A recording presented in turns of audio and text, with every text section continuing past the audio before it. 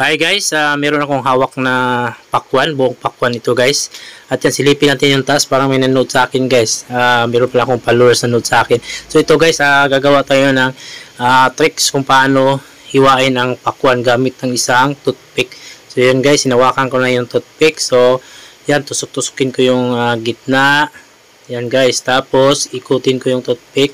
Napakatalas ng toothpick ko guys. At pakita nyo yung ganda ng hiwa ko. O kita mo, napakaganda ng hiwa. So pulang-pula pa yung ating pakwan guys. Tapos yung isa guys, hatiin din natin yan. O yan, hati na naman. So meron na tayong isang naiwan.